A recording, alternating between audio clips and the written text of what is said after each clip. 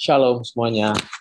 Kembali lagi saya ketemu di sini. Saya sebagai moderator diminta untuk memimpin dalam diskusi ini di pembahasan Habakuk 2 ayat 1 sampai 5. Saya tahu bahwa ini kelihatannya memang ayatnya sangat pendek. Nanti dibacakannya seperti biasa saya suka bagi-bagi untuk beberapa teman. Tapi kali ini satu saja langsung dengan Marlina ya, langsung lompat ke pembahasannya.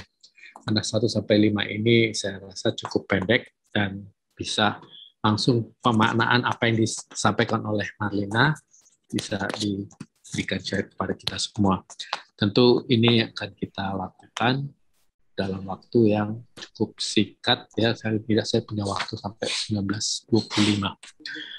Oke, saya rasa tidak berlama-lama. Saya baca latar belakang dari Habakuk ini ya. Paling tidak kita tahu bahwa kita nanti pembahasannya lebih baik dari Habakuk 2, 1 sampai 5, tapi kalau bisa jangan sampai ke 6, ke 7, ke 8 ya. Kita mundur ke belakang karena itu sebagai referensi, karena pemaknaannya boleh katakan mungkin referensi cukup singkat, tapi kita bisa bedah lebih jauh dari referensi yang saya baca ini, banyak sekali yang bisa kita lihat dari sana.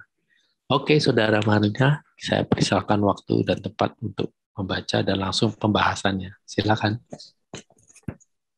Marliana apa Marlina apa? Marlia. Marliana ya. Sorry Marliana. Sini disuruh iya, Marliana. Iya, sorry. Maaf. Sorry, Pak. Habakuk 2. Habakuk pasal 2 ayat 1 sampai 5. Orang yang benar akan hidup oleh karena percayanya.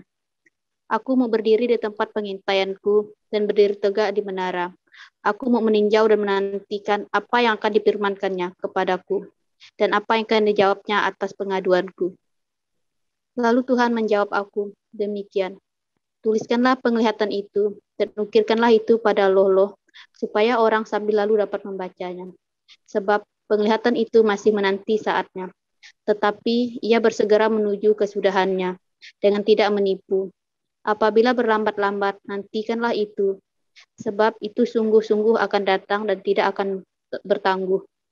Sesungguhnya orang membusungkan dada, tidak lurus hatinya. Tetapi orang yang benar itu akan hidup oleh percayanya. Orang sombong dan kianat, dia yang melagak, tetapi ia tidak akan tetap ada. Dia menganggarkan mulutnya seperti dunia orang mati, dan tidak kenyang-kenyang seperti maut. Sehingga segala suku bangsa dikumpulkannya, dan segala bangsa dihimpunkannya. Ya. Oke, amin. Terima kasih, Marliana. Tentu pembahasannya cukup, ya, dalam artinya perikopnya cukup singkat pendek ya.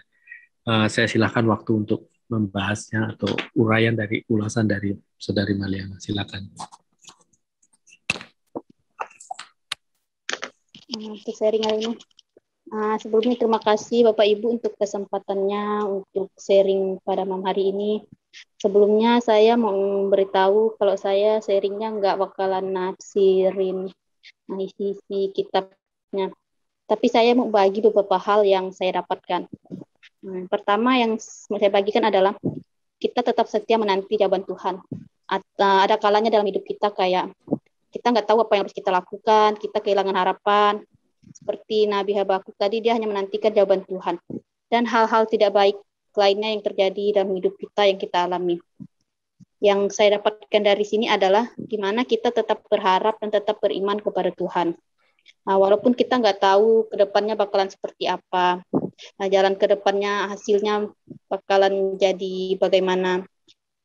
Tapi ketika kita hidup tetap percaya sama Tuhan, kita tetap setia pada jalan yang Tuhan percayakan sama kita, pasti kita akan bisa melewatinya. Kita akan diberi kekuatan untuk menantikan jawaban Tuhan itu. Yang kedua yang mau saya bagikan yaitu dalam ayat 2 di mana yang saya dapatkan adalah apapun yang Tuhan perintahkan pada kita harus kita lakukan, dan apa yang Tuhan percayakan pada kita harus kita jalankan. Harus kita jalankan dengan sungguh-sungguh. Tapi pada kenyataannya kita seringkali melakukan hal-hal yang lebih menyenangkan kita daripada menyenangkan hati Tuhan. Padahal kita sebagai orang percaya, kita tahu bahwa apa yang Tuhan percayakan sama kita itu adalah yang terbaik untuk kita. Dan di sini saya mau mengajak kita untuk merenungin, untuk menjadi perenungan kita pribadi. Kenapa kita sering gagal melakukan kehendak Tuhan? Nah, hal ketiga yang mau saya bagikan adalah orang beriman adalah orang yang benar-benar percaya pada Tuhan dan tetap setia pada kesetiaan itu. Nah, kesetiaan itu harus dipraktikkan dalam kehidupan kita. Dalam kehidupan kita sehari-hari, bukan cuma kita percaya sama Tuhan, tapi kita tidak ngelakuin kesetiaan itu. Dalam hal ini, kita harus setia pada Tuhan. Nggak cuma pada Tuhan, tapi juga pada firman-Nya, pada perintahnya. Dan juga kita tetap setia pada janji-janji Tuhan. Kita harus tetap teguh bersandar dan mempercayai Tuhan. Lebih dalam ketika saya, Tuhan Yesus berkati. Sudah, itu saja. Oke. Makasih Marlina. Tentu tadi udah rangkumannya kaitannya dengan apa yang dari 1 perikop sampai 5 tadi ya. Tentu kita tahu Habakuk ini kan di dalam masanya, kalau kita baca literatur dari apa yang saya baca di sana adalah di zaman rajanya kalau nggak salah Yoyakim ya, pada tahun 600 sampai 700 sebelum Masehi.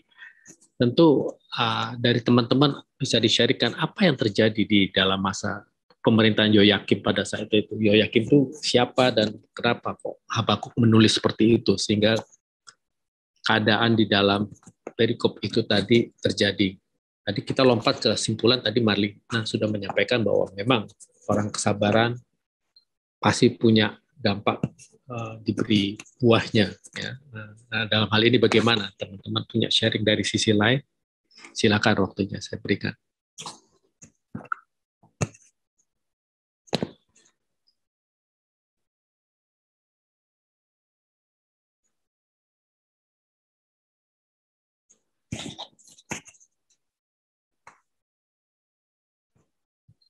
Mungkin saya tambahkan, kalau Habakuk itu dia sampai, kalau kita baca yang mundur ke belakang itu kan menunggu jawaban Tuhan.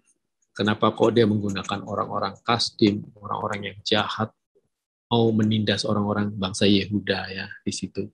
Dikatakan kenapa kok orang yang lebih jahat dari orang Yehuda, dari kacamata Habakuk, Tuhan membiarkan seperti itu. Nah, akhirnya disimpulkan tadi apa yang dikatakan Marlina, bahwa orang yang tegar hatinya dan sabar akan mendapatkan buahnya, bahwa dia akan diberkati dengan kondisi yang dia akan diselamatkan. Tentu yang tidak sabar ya tentunya ya dia juga tertindas tentunya. Itu kan dalam masa penindasan pada waktu itu. Silakan, ada lagi yang lain. Mungkin bisa memberikan koreksi apa yang saya sampaikan.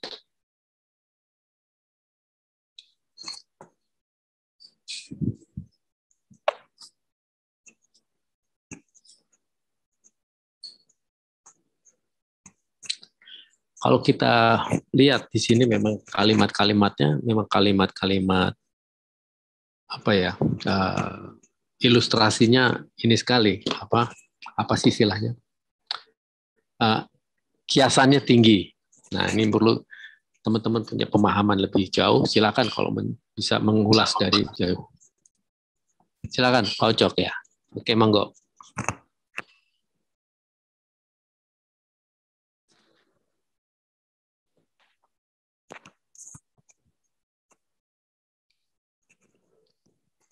Ada dari teman-teman, dari 5 ayat ini memang pendek sekali. Tadi yang disimpulkan Marlina memang sudah banyak hal-hal yang disimpulkan. Itulah jawaban yang Tuhan berikan, tidak melalui secara langsung jawabannya, tetapi diberi satu kesempatan untuk orang menyadari bahwa harus bersabar. Ada waktunya Tuhan untuk nanti bertindak kepada orang-orang yang tidak sesuai dengan hati Tuhan tentunya ya. Di kalimat 5 yang dikatakan orang sombong dan khianat, dia yang melaga, tetapi ia tidak akan tetap ada, dia akan menganggarkan mulutnya dunia. Orang mati dan tidak kenyang-kenyang seperti maut. Sehingga segala suku bangsa dikumpulkan dan segala bangsa dihimpunkannya. Ya tentu itu orang-orang yang dihukum tentunya. Dari kacamata saya yang bisa melihat. Silakan yang lain.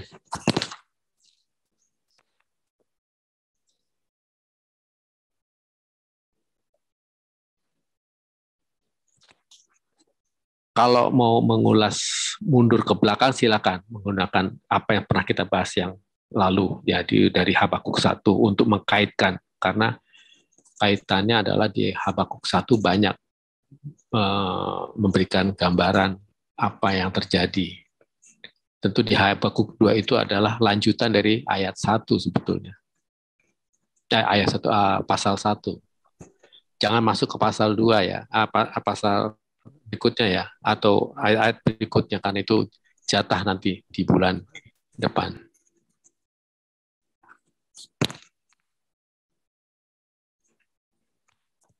Ada teman-teman? Ayo silakan terbuka diskusinya, bebas dalam arti masuk dalam koridor diskusi ini dari ayat 1 sampai 5. Pak Heri, ada Pak Heri?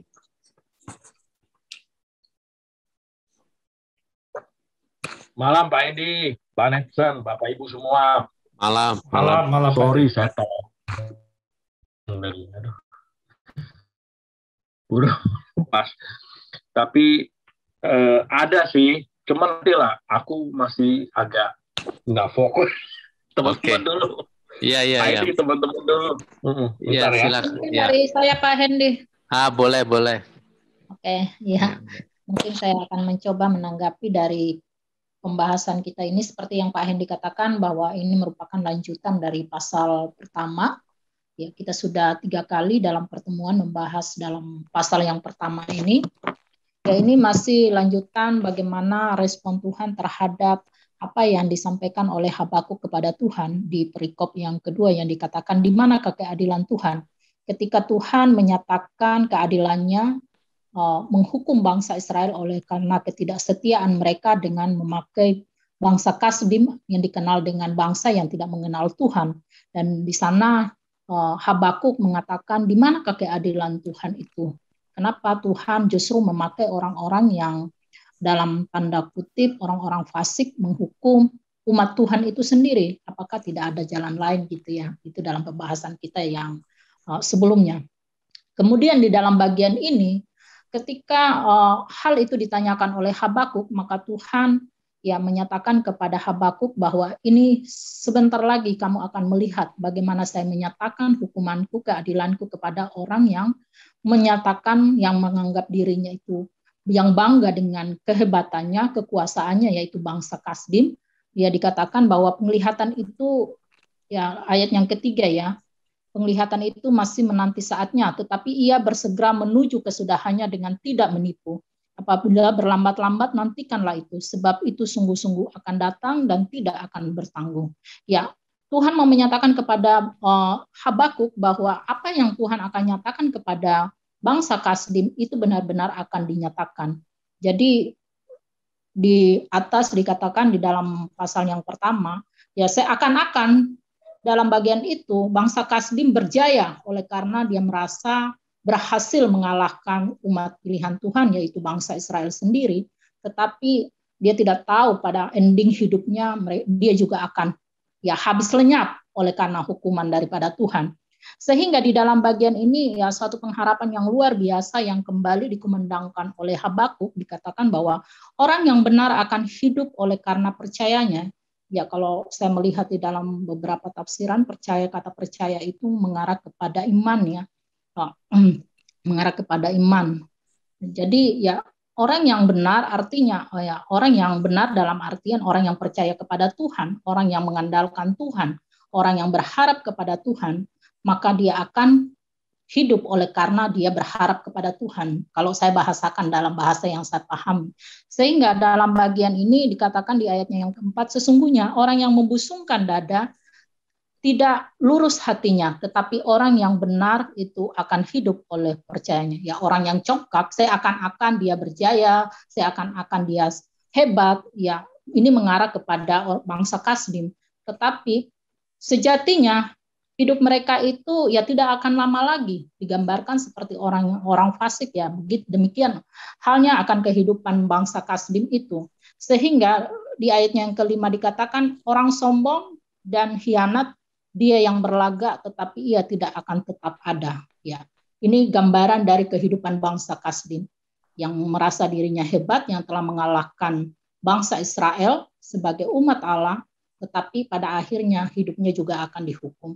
Sehingga dalam bagian ini mengajarkan kepada kita ya bagaimana terus Alkitab mengajarkan, mengingatkan, dikumandangkan kepada kita bahwa ya kadang-kadang di dalam perjalanan kehidupan kita banyak hal dalam pergumulan kita merasa Tuhan itu seakan-akan tidak peduli dengan hidup kita ya.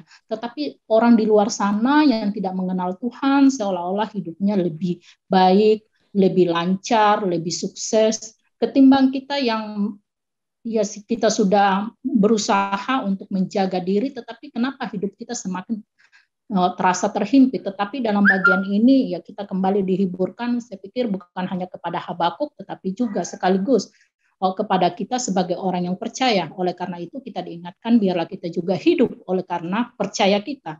Yang menjadi pertanyaan kepada siapa kita percaya. Yang dikatakan di sini orang benar tentunya percaya kepada Tuhan. Yang benar itu karena Tuhanlah kebenaran itu sendiri. Sehingga dalam bagian ini merupakan suatu pengharapan bagi kita untuk tetap ya jangan berputus asa, tetapi berpegang teguh kepada kebenaran yang kita percaya. Karena melalui itulah kita akan mendapatkan suatu penghiburan, suatu kehidupan yang sejati yang Tuhan berikan kepada kita. Bukan hanya sekedar bernafas, tetapi bagaimana kita menikmati hidup yang Tuhan anugerahkan selama kehidupan kita ini. Memang tidak mudah, tetapi ya itulah kita bersyukur punya Alkitab yang terus-menerus mengingatkan kita, memberikan kekuatan, penghiburan ketika kita lemah, ketika kita mulai undur, tetapi ada suatu penghiburan di sana, pengajaran yang terus mengingatkan kepada kita bagaimana seharusnya kita bertindak. Mungkin itu yang saya bisa sharekan, Pak Hendy. Terima kasih. Terima kasih, Kak Yemima. Waduh, luar biasa. Ditambah lagi nih ya, penggambarannya. Kalau saya kombinasikan antara Kak Yemima dan Kak Maliana tadi, bahwa kita lihat benang merahnya bagaimana kita bisa hidup di dalam penganiayaan. Dengan kesabaran, tapi kita selalu bersungut-sungut lah. Bertanya kepada Tuhan, sampai kapan berakhir saya punya penganiayaan ini? Melihat ketidakadilan. Itu seperti halnya kita juga dalam pergumulan kita sehari-hari, kita juga lingkungan seperti itu. Apalagi kita dalam kaum mayoritas, kaum minoritas yang selalu dianiaya oleh kaum mayoritas. Dalam tanda petik ya. Ya tentunya kan teman-teman juga bisa lihat bahwa situasi yang seperti sekarang pun masih relevan. Artinya apa yang ditulis di dalam Habakuk itu sampai detik ini pergumulan kita masih sama. Jadi Tuhan tetap eksis di dalam bagaimana kita bisa mengelola perasaan kita, bagaimana kita bisa bersikap kepada Tuhan, bahwa Tuhan masih memberikan satu kepastian bahwa orang yang sabar pasti mendapatkan buahnya yang baik. Nah, sampai di sini saya mau sampaikan. Mungkin dari teman-teman lain ada mau menambahkan dari dua narasumber ya, boleh kata, atau bukan narasumber, dari pembicara sharing tadi bisa digabungkan lagi dari perspektif teman-teman, silakan.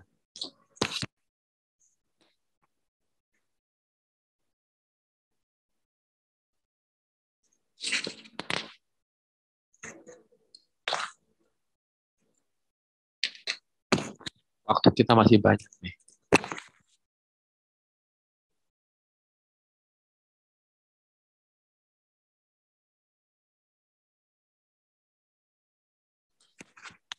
Saya berikan satu lagi dari teman-teman. Karena ini udah mendekati jam 19.25. Akan masuk di Pak Nelson.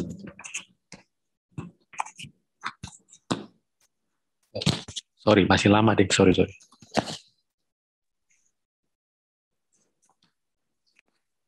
Halo Pak Endi. Pak Erik, monggo. Ya, cuman saya, maaf ya Bapak Ibu, saya tutup ya kamera. Sinyal saya kurang bagus di sini ya. Dengar nggak sih suara saya? Jelas? Dengar Pak, dengar. Saya soalnya tethering terus ini HP saya lagi baterainya low, jadi suka putus-putus di sini. Saya tutup ya, nggak apa-apa ya, maaf ya. Baik Pak. Nah, saya mau bahas sedikit ini, Bapak Ibu. mengenai Habakuk ini pasal 2 ayat 1 sampai 5 ya. Jadi kalau saya ringkas dulu lah sebelum nanti saya masuk ke pelajaran yang saya dapatkan.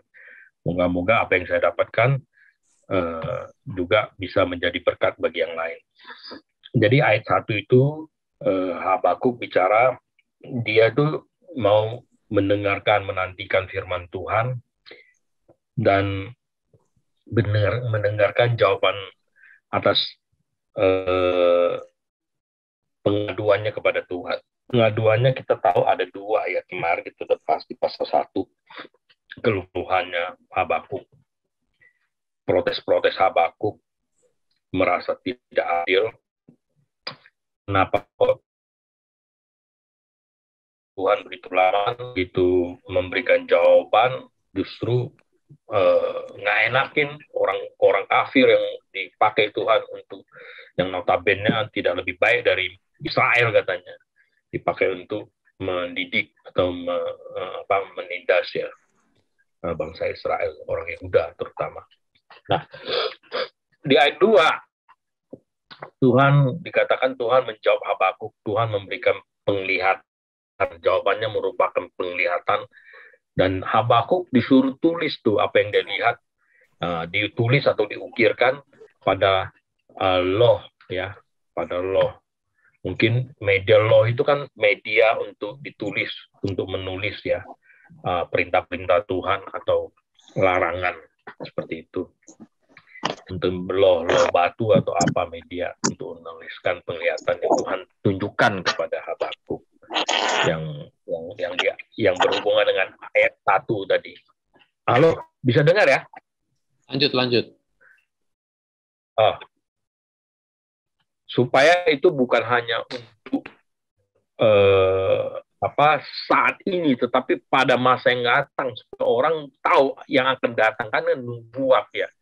Jadi orang yang lewat, yang hidup pada masa itu, melihat apa yang akan Tuhan lakukan di kemudian hari. Seperti itu, ditaruh di tempat yang orang lewat bisa lihat, seperti itu.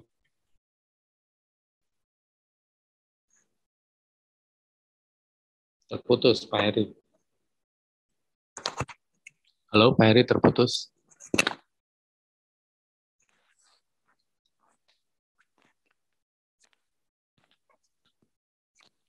Pak Heri, bisa dengar saya? Ya, beliau sinyalnya kurang bagus. Oke, saya interupsi dulu. Oh ya, masuk lagi. Oke. Halo, Pak Heri. Bisa dengar? Terputus, Pak. Dengar? Putus. Nggak tahu. Ya, yang lain terputus-putus nggak? Ya, terputus-putus. Terputus-putus, Pak Heri. Nah, inilah makanya. Sinyal saya kurang bagus. Halo? Oke, lanjut. Oke. Nah, di ayat 3, Allah menjawab pertanyaan Habakuk mengenai kekuasaan dunia dan kemungkinan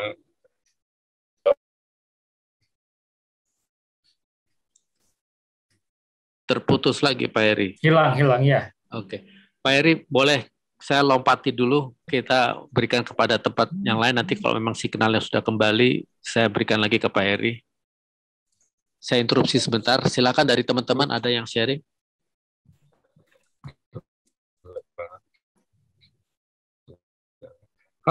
Halo, Pak Heri, masih bisa? Mau lanjut, tapi signalnya kurang bagus, kami terimanya tidak penuh, Pak. Halo. Putus-putus ya? Iya, kurang bagus Pak Heri. Kalau memang sekiranya nanti tidak sukses, mungkin saya berikan dulu ke Pak yang lain ya. Ya Pak Heri. Saya ke HP saja. Ya, silakan yang lain dulu ya, saya ke HP dulu. Oke, terima kasih. Terima kasih Pak Heri. Oke. Baik, terima kasih Pak Heri. Saya berikan kepada teman-teman lain, mungkin dari perspektif dari teman-teman melihat dari perikop Habakuk 2 ini, silakan. 1-5 tadi sudah kita dengarkan dari apa yang disampaikan oleh Kak Emima sama Marlina tadi. bagaimana Tuhan berbicara kepada Habakuk. Pak. Bu Lomangga mau bicara? Masih aku, Pak. Oke, silakan. Yang saya Duluan, Bu, silakan. makasih ya Pak. Silakan, Yang Bu. suara saya kedengaran ya Pak ya? Ya, Stora. Kedengaran, Bu. Yang saya dapat dari perikop yang pendek ini adalah Tuhan sedang mengajar, intinya adalah Tuhan sedang mengajarkan kepada kita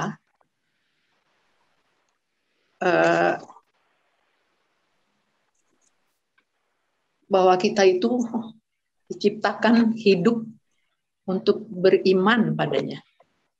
Jadi bukan bergantung kepada diri sendiri, kepada pikiran-pikiran sendiri, pengamatan-pengamatan sendiri, mengamati situasi dan kondisi di sekitar kita, tetapi bergantung kepada Allah.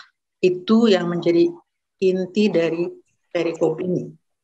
Kenapa saya katakan begitu? Karena dari ayat-ayat sebelumnya, Habakuk itu bingung. Dia kesel lihat bangsa Israel yang hidupnya sudah sangat jauh dari Allah, dan dia tanyakan, kok dibiarkan sih? Tuhan bilang, saya akan jawab. Tapi jawaban Tuhan bikin dia bingung lagi. Kok bangsa Kasdim sih disuruh menghukum bangsa Israel? Bangsa Kasdim yang begitu kejam. Jadi sepertinya Tuhan Allah itu kok menjalankan rencananya itu terlalu berbelit-belit untuk pikiran Habakuk. Untuk pikiran kita juga, kenapa mesti jauh-jauh ke sana, hukum aja langsung. Tapi ya begitulah cara Tuhan bekerja, dan Habakuk nggak mengerti, kita juga nggak mengerti banyak hal-hal dalam hidup kita yang kita nggak mengerti.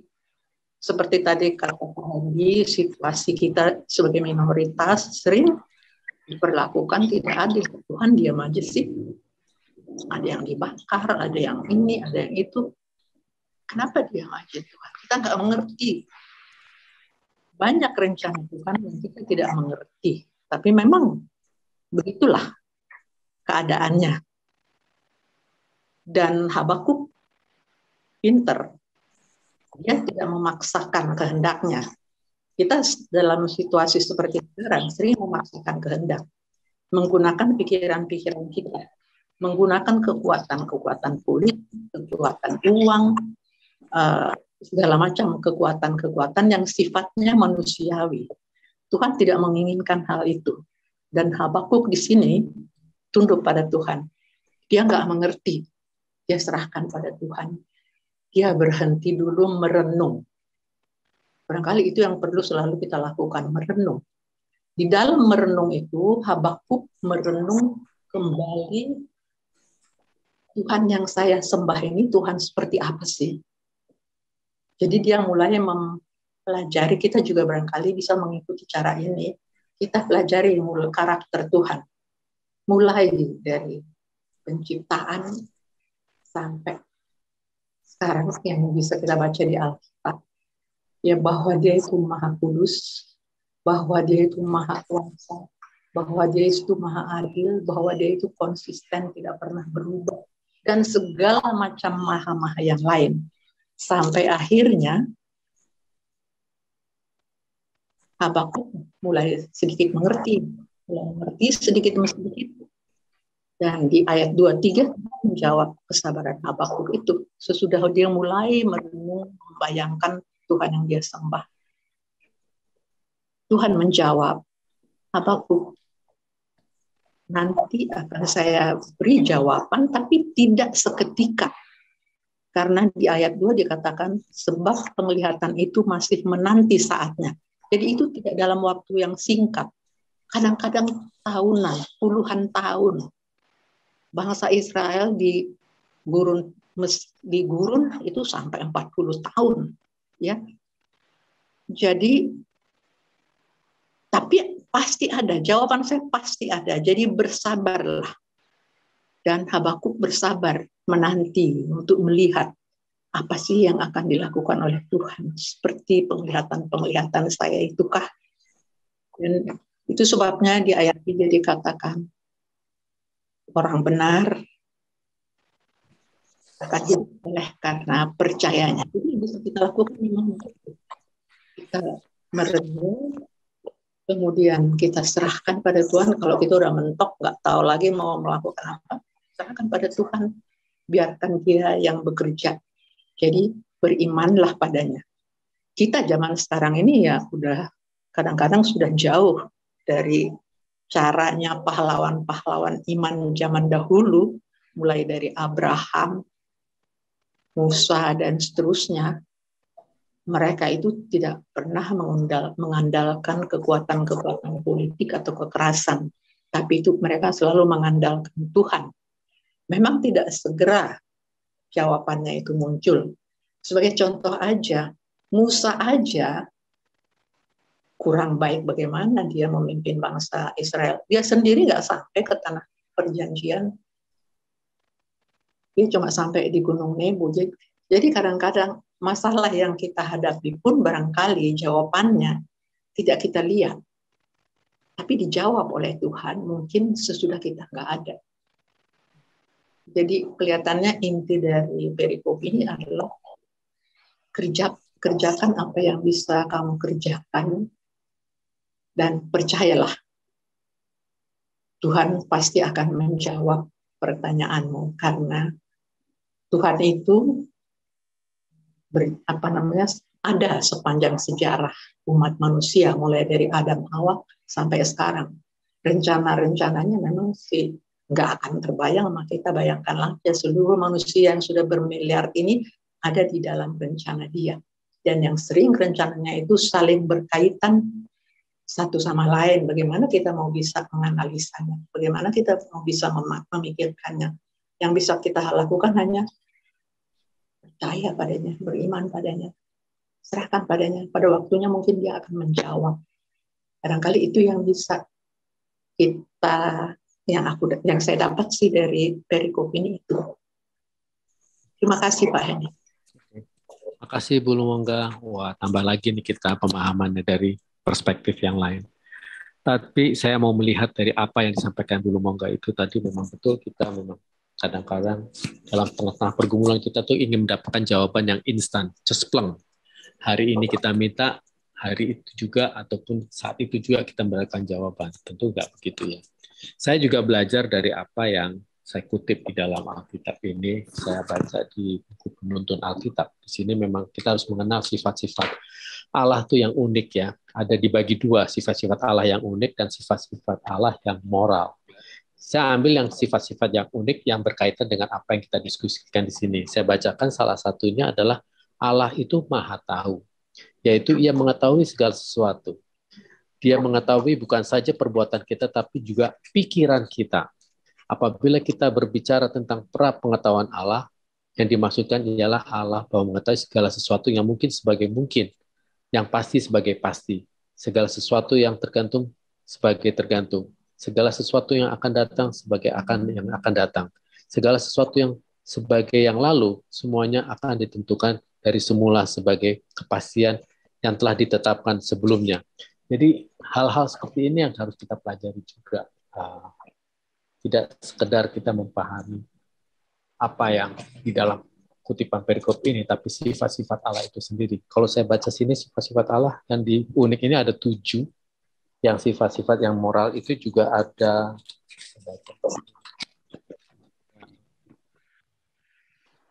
kita ada 8. Jadi ya itu kita harus menyelami bagaimana sifat-sifat Allah dalam menjawab doa kita atau dalam pergumulan kita. Itu untuk meningkatkan kedewasaan kita di dalam iman kita, di dalam pemahaman ini. Tentunya dari sisi saya juga coba menjembatani apa yang sudah disampaikan oleh ketiga pembicara tadi. Tentu dari teman-teman punya melihat dari sisi lain. Silakan. Kalau saya boleh sedikit, bukan keluar, tetapi kita coba untuk mengimajinasikan kenapa sih kok Habakuk itu mempunyai rasa keluh kesah pada saat itu. Kita bisa nggak teman-teman sharing pada waktu itu dia di zaman kerajaan apa pada waktu itu? Kalau saya baca sih di Yoyakim. Yoyakim memang orang yang penindas orang bangsa Yehuda juga, karena dia juga raja yang lalim lah istilahnya, tidak setia dengan Allah ataupun tidak sesuai dengan harusnya yang dia lakukan sebagai seorang raja. Nah, mungkin teman-teman ada nggak pengertian dari perspektif itu buat kita memperkaya diskusi kita dari sisi ini? Silakan, saya hanya sekedar gambaran aja itu. Apakah teman-teman mendapatkan nggak benang merah di situ?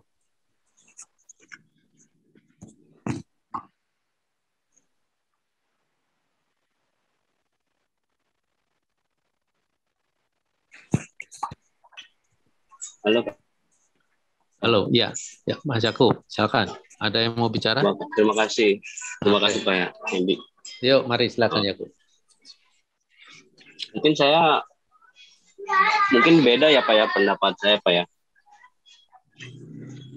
Silakan, kapan kita melihat.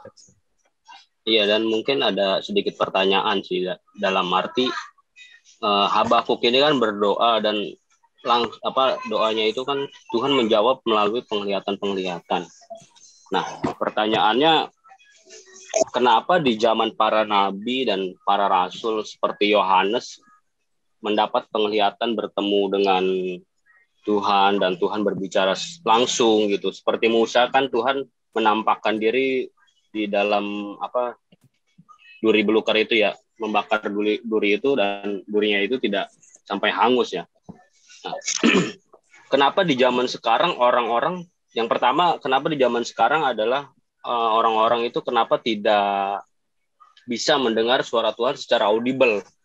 Nah, itu yang pertama pertanyaan saya, Pak. Dan yang pertanyaan yang kedua, apakah benar ketika orang berbicara, Tuhan berbicara kepada saya melalui mimpi dan Tuhan berbicara kepada saya secara audible, atau Tuhan memberikan penglihatan kepada saya seperti ini ketika dia doa puasa gitu. Nah, apakah itu dengan dua jawaban ini bagaimana Pak dengan tanggapannya Pak? Terima kasih Pak. Oke, terima kasih. Saya coba untuk menjawab sepengetahuan saya ya. Saya terus terang memang bukan seorang pendeta, tetapi paling tidak saya juga bergumul dalam pelajaran pemahaman saya di Alkitab ini. Nanti Pak Nelson juga akan bisa mengulas pada saat closing nanti.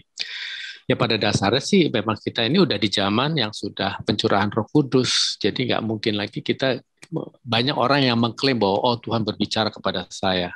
Wow, hebat juga ya. Padahal di situ di Alkitab sudah mengatakan bahwa ini adalah yang terakhir, aku berikan engkau adalah alat bantu yang namanya Roh Kudus. Roh Kudus itu ya kembali lagi, istilahnya kita betul-betul bisa nggak memelihara hubungan kita dengan Tuhan melalui hubungan roh. Tentu jawaban-jawaban yang sifatnya yang kira-kira memang kita sudah diperkenankan di dalam hadiratnya, ya saya rasa sih itu akan dijawab mungkin tidak melalui audible. Nggak mengatakan, hey Hendy, kamu akan malah saya malah takut, malah gemetar saya. Saya mendingan saya matiin lampu, saya tidur. Saya nggak tahu apa benar itu suara Tuhan atau enggak gitu. Jadi kadang-kadang imajinasi sekarang itu terlalu terhiperbolik dengan imajinasi manusia sekarang. Nggak tahu, koreksi saya kalau saya salah. Tapi pergumulan saya selama itu juga pertanyaan saya sama seperti Yakub pada waktu itu. Atau sekarang ini, kenapa kok Tuhan berbicaranya tuh seolah kayaknya pilih kasih ke ini, dia ngomong sama ini nggak ngomong. Kembali lagi kepada sifat-sifat Allah itu sendiri. Sifat Allah itu kan yang nggak bisa kita selami. Jadi ya selama ini kita harus bisa tetap keep tunduk dengan apa yang kita rasakan, kemana Tuhan berbicara dengan caranya sendiri kepada setiap individu. Itu yang saya alami dan saya boleh jadi kesaksian. Tolong nanti dikoreksi dari Pak Nelson, mungkin juga punya perspektif lain, silakan. Yaitu, saya tidak menjawab secara apa yang bisa saya berikan kepada Saudara Yakub ini cespleng ya. Mungkin juga pergumulannya mungkin enggak, tapi paling tidak itu ya kita sama-sama bergumul. Di dalam perjalanan Kristen ini pasang surut, naik turun, riuh rendah itu selalu. Tapi itulah seninya kita beriman dalam Kristen. Saya pun juga kadang-kadang lucu juga, teman-teman juga bertanya kepada saya seperti itu gitu. Jadi saya rasa pergumulan kita sama. Oke. Mungkin Kalau saya sih percaya Tuhan berbicara sih melalui Alkitab yang pertama sih Pak. Tapi mungkin boleh di ini ya di sanggah kalau misalkan salah. Yang pertama adalah Alkitab. Alkitab itu sendiri suara Tuhan karena ketika berdoa dan bergumul Tuhan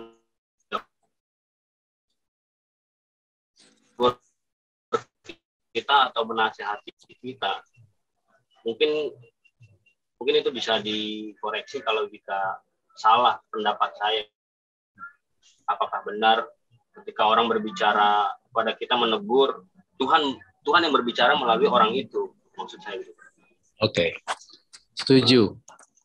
Orang berbicara itu, Tuhan berbicara itu juga tidak melalui secara audible, tapi jangan perilaku atau tanpa kita sadari, itulah merupakan jawaban. Itu tergantung kepekaan kita masing-masing bagaimana, oh ternyata Tuhan berjawab itu melalui cara orang menyampaikan itu kepada saya. Bisa juga kadang-kadang Tuhan menyampaikan pada anak lebih kecil dari junior dari kita gitu. Tapi kita harus peka bahwa oh waktu saya kumuli ternyata anak ini kok ngomong itu ya. Nah, itu hal kayak gitu. Ya itu yang kadang-kadang kita harus bisa sadari juga.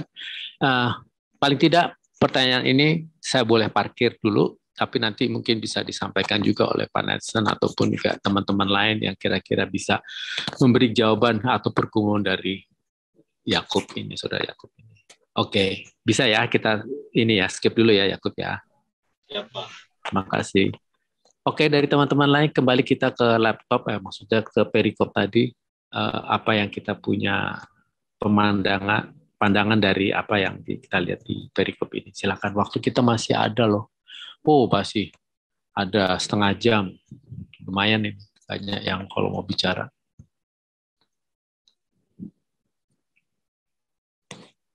Silakan teman-teman, ada lagi perspektif? Pak Heri, sudah bagus? Sudah bagus suaranya. Oke. Sekarang bagus Pak, monggo Bu, silakan. Ya, tadi saya sampai ayat 3 ya, bahwa Tuhan memberitahu kepada Habakuk bahwa mengenai orang jahat dan benar nanti akan Tuhan hukum gitu ya. Di ayat 4 itu Tuhan bicara soal akhir hidup orang jahat dan orang benar gitu. Dan di bagian kelima itu ayat terakhir itu gambaran tentang kelakuan orang fasik ya, orang jahat. Di ayat 4 saya cuma ngambil beberapa bahasa aja ya, karena saya lihat teman-teman sudah banyak kupas ya mengenai Habakuk pasal 2 ayat 1 sampai 5 ini. Mengenai pertanyaan Pak Hendi itu udah di diskusi yang panjang lebar Pak Hendi, jadi saya nggak mau disinggung itu di pasal 1 soal Yoyakim dan segala macam. Oke. Dia memang jahat, itu makanya Tuhan hukum gitulah. Saya melihat beberapa frasa yang saya boleh dapatkan. Pertama mengenai di ayat 4. Ini ayat 4 ini sebenarnya terkenal sekali. Kalau nggak salah waktu itu Pak Saul pernah bicara dia. Orang benar akan hidup dengan percayanya gitu loh. Di ayat 4 deh tadi ya. Sesungguhnya orang yang membusungkan dada tidak lurus hatinya, tetapi orang benar itu akan hidup oleh percayanya. Menarik sekali, saya pernah dengar satu tafsiran ya, satu kupasan dari seorang teolog Paulson kalau nggak salah, dan video di YouTube ya, dia bicara ini ayat yang didengungkan oleh Martin Luther waktu reformasi itu ke seluruh benua Eropa, bahkan seluruh dunia mempengaruhi dengan ayat ini. Seperti itu. Ini ayatnya yang sangat terkenal sekali. Jadi di sini juga kita dapat penegasan bahwa Tuhan mau memang, tadi siapa yang ngomong, Pak Ibu Lomongga, mau kita percaya kepada Tuhan, kedaulatan Tuhan kembali lagi, untuk kita tetap setia, ya percaya. Setia, ini kembali lagi satu tafsiran, kalau bicara setia itu artinya percaya 100% sepenuhnya kepada Tuhan. Itulah setia sebenarnya. Terus menerus, tanpa henti-hentinya percaya, berarti itu setia kepada Tuhan. Tidak seperti bangsa Israel pada saat ini yang pada malam ini kita kupas tentang keluhan-keluhan Habakuk dan jawaban Tuhan kepada Habakuk seperti itu. Jadi Tuhan mau, yang menarik sekali teman-teman, saya jadi ingat di Mazmur 37. Teman-teman rekan-rekan baca itu, bagus sekali. Mazmur 37 kembali lagi. Di ayat 5 dikatakannya bahwa kita setia kepada Tuhan. Bahkan Tuhan akan bertindak. Dan di situ juga dibicarakan soal bagaimana kejahatan orang-orang jahat, orang fasik. Kita tidak usah iri sama mereka. Ya, tetapi akan datang saatnya, ya, mereka itu seperti rumput, seperti bunga, akan segera layu dan lisut, Tuhan bilang di situ. Akan mendapatkan penghukuman dari Tuhan, seperti itu. Nah, ini pembelajaran, salah satu pembelajaran yang saya boleh dapatkan bahwa dari pernyataan Tuhan kepada Habakuk, saya belajar bagaimana menanggapi segala kejahatan. Bagaimana kalau kejahatan itu kita orang udah benar di dalam Tuhan, kita bertindak sebagai orang benar, percaya kepada Tuhan, beriman kepada Tuhan, tetapi masih mengalami tindakan-tindakan penganiayaan dari orang lain. Atau mungkin karena kita tidak benar, Tuhan pakai orang lain untuk mendidik kita. Sejajar dengan pertanyaan Yakub tadi. Tuhan bisa bicara sama kita secara audible nggak? Atau firman Tuhan seperti itu. Ya bisa aja itu kedaulatan Tuhan seperti itu. Tuhan bicara kepada kita, tinggal bagaimana keintiman kita, kedekatan kita sama Tuhan, sehingga kita peka terhadap suara Tuhan, tindakan-tindakan orang fasik terhadap kita, karena dosa saya nggak seperti bangsa Israel di bawah pemerintahan Yoyakin ini. Ini satu pembelajaran yang saya boleh dapatkan. Bahwa kita harus tetap, entah itu karena dosa kita, entah kita benar, tetap itu kedaulatan Tuhan, dan kita biarkan Tuhan bertindak atas orang benar dan orang tidak benar. Di ayat 4 tadi dikatakan. Nah, kita sebagai orang di Mazmur 37 kembali, kalau kita baca nanti, teman-teman baca, bagus sekali saya kira ini. Tuhan mau kita diam di negeri yang Tuhan berikan kepada kita. Kita sebagai bangsa Indonesia, kita diam di negeri ini, biarkan Tuhan berdaulat, kita percaya saja kepada Tuhan sepenuhnya. Artinya begini, bukan saya bilang, udah kita nggak usah apa-apa, biarkan kejahatan itu, diam aja, kita tutup mata, biar Tuhan yang bertindak. Bukan begitu. Satu bagian kembali, 2 minggu lalu, atau apa, saya pernah sharing kan.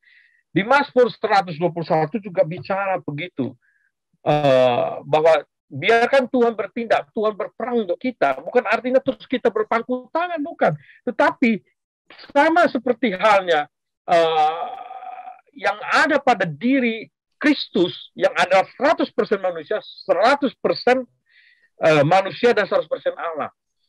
Di sana ada keterlibatan Allah 100%, menjamin hidup kita, berperang untuk bangsa, berperang untuk kita, bertindak, membela kita, menghakimi orang jahat yang bertindak jahat kepada kita. Tetapi kita juga 100% mengerjakan bagian yang peran kita Tuhan berikan kepada kita. Ketika kita mengevaluasi diri kita, kita tahu kita berdosa, kita dalam tindakan penganiayaan, kita sedang dihukum oleh Tuhan, itu kita harus patuh 100%. Kita menjalankan dengan melalui proses itu dengan kesungguhan hati kita kepada Tuhan. Kita menarik pelajaran apa yang Tuhan berikan kepada kita. Jadi bukan artinya kita diam diri tanpa berbuat sesuatu, tapi kita menjalankan peran kita sepenuh hati, 100%. Sama seperti Tuhan juga bertindak membela kita 100%. Itu poin yang saya mau sharingkan, satu. Kedua, yang menarik di pasal 5, di ayat 5, teman-teman.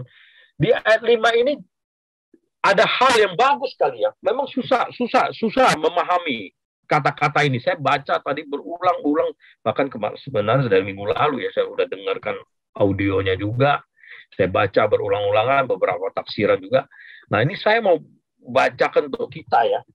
Ini sebenarnya agak susah. Ya, di ayat 5 ini. Saya pribadi yang nggak tahu yang lain. Dikatakan demikian, orang sombong dan kianat, dia yang belaga, tetapi ia tidak akan tetap ada.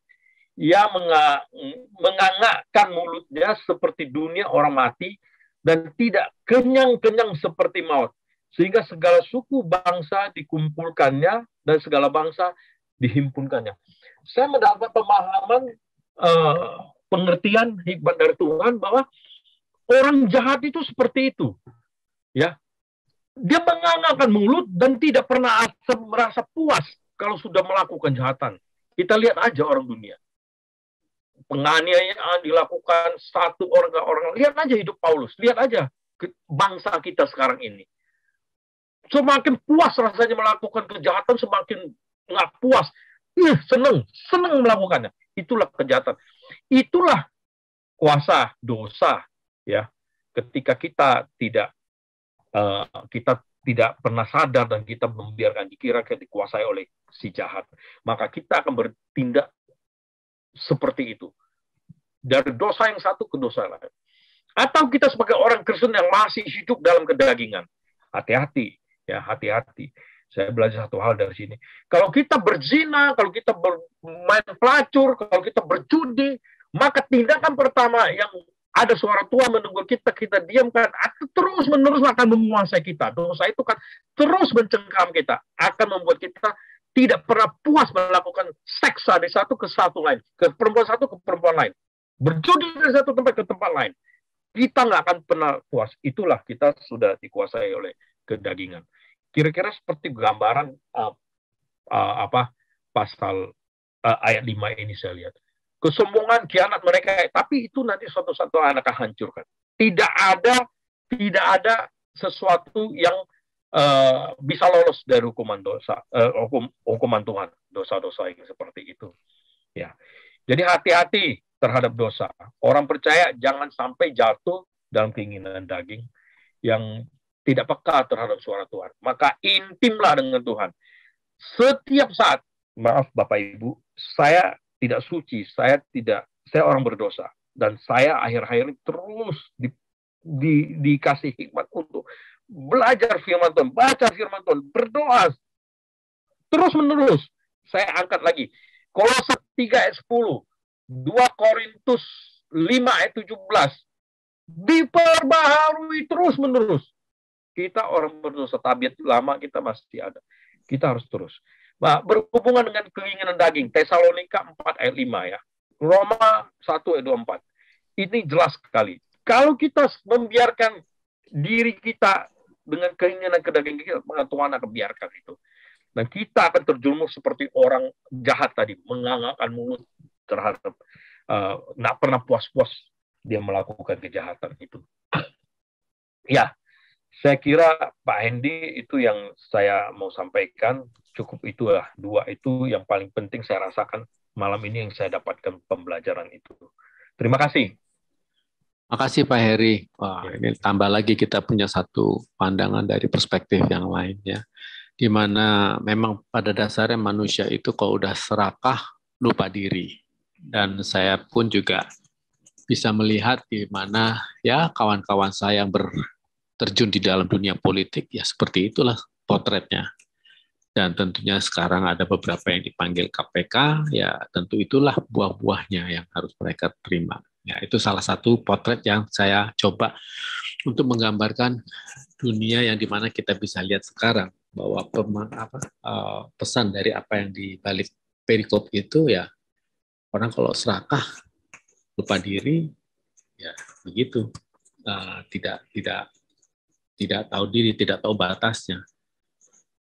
Sehingga ya menjerumuskan dirinya sendiri pada akhirnya. Ya, kita ini kadang-kadang orang, kita pun yang percaya pun juga masih melakukan yang sifatnya kompromistis dalam tanda petik, kompromi terhadap dosa gitu.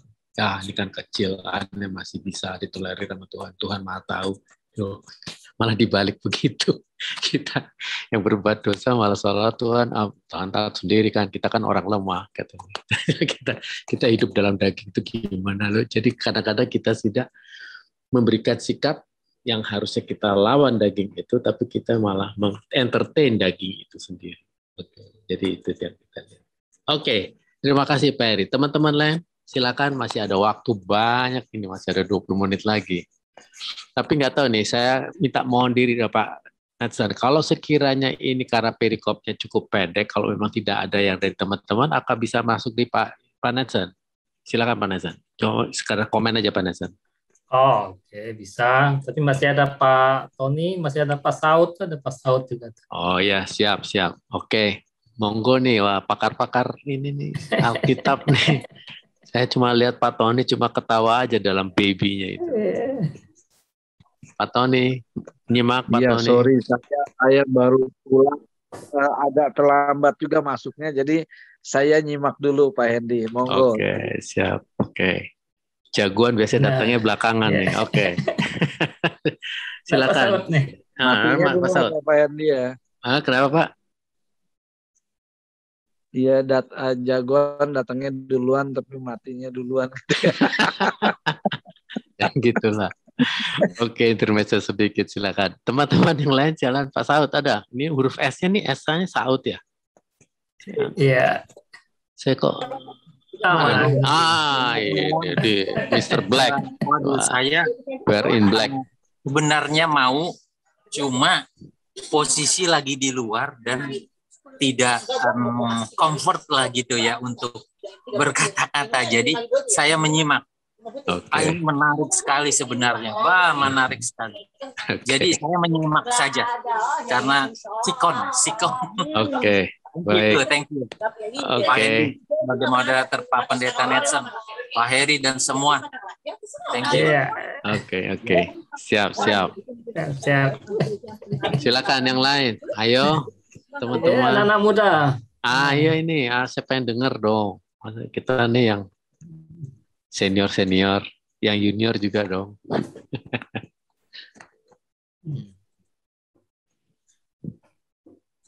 Ayo, masih ada waktu nih. Karena para perikopnya pendek, memang kelihatannya ulasannya ya kalau dibedah nggak beda jauh dari apa yang dari pembicara pertama dan pembicara kedua. Paling tidak ada perspektif yang lain itu yang kita dapatkan. Tapi tidak bermaksud untuk mengecilkan ataupun pendapat atau dari opini teman-teman, tapi justru itu apapun yang disampaikan adalah memperkaya khasanah pemahaman kita yang kita bedah di ayat 1 sampai ayat 5 ini. Silakan loh teman-teman.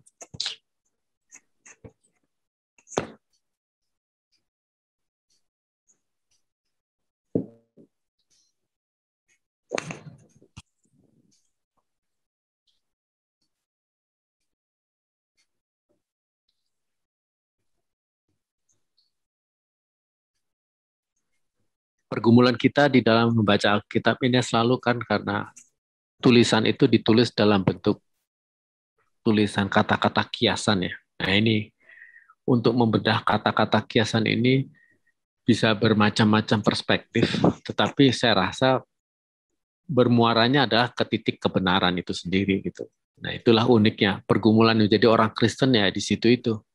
Kadang kita tidak mendapatkan satu pembacaan itu secara lekterlek atau secara pembaca langsung kita mengerti, tapi masih mengerjetahi ini maksudnya apa ya gitu. Ya, kata-kata kiasan yang seperti kuburan yang masih menganga lah atau gimana gitu, itu kan tentunya ada cerminan-cerminan tertentu yang dimana itu menggambarkan apa gitu. Nah ini perlu teman-teman mungkin juga bisa memberikan sharing dari situ, silakan.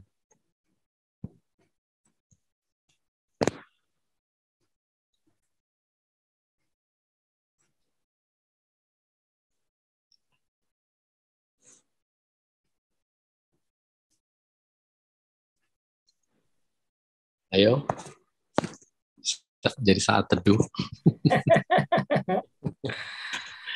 Silakan. Nah, kalau saya boleh pancing sedikit dari teman-teman yang khususnya di kaum muda ini, apa yang teman-teman lihat di dalam pembelajaran ini? Seperti di lingkungan kita lah, katakan kalau tadi dikatakan pemerintahan Yoyakim di zamannya Habakuk. Kalau di pemerintahan kita bagaimana gitu? Supaya kita juga agak sedikit membumi lah istilah pembicaraan kita ini betul-betul terrefleksi di dalam pergumulan kita sehari-hari. Mungkin saya bawa ke situ sedikit supaya untuk memperkaya pembicaraan kita. Tidak selamanya tidak membedah dari sisi Alkitab itu sendiri. Gimana teman-teman? Apa yang teman-teman lihat dari perspektif itu? Kalau dicerminkan dalam situasi pemerintahan kita seperti ini. Apakah Tuhan menjawab dengan setelah pemerintahan Jokowi atau tidak menjawab? Satu sisi kita punya presiden luar biasa, katakanlah ya. Tapi satu sisi kok kita dapat pandemi? Nah, ini pandemi kan nggak ada urusan sama pemerintahan ya. Gimana? Apakah itu dialami kesusahan tetap? Mendingan zamannya presiden dulu nggak ada pandemi loh. Sekarang masalahnya bukan kita membandingkan pada masa lalu. Sekarang kita hadapi yang saat sekarang ini gitu. Apakah Tuhan sudah memberikan kesan bahwa dengan menurunnya level COVID ini menurun, itu sudah jawaban Tuhan dari doa-doa kita? Nah itu tadi, itu menjadi ini juga. Mungkin kalau kita kaitkan, kalau kita punya jeritan sama seperti Habakuk itu, apakah sama relevansinya terhadap situasi sekarang? Gimana teman-teman? Silakan.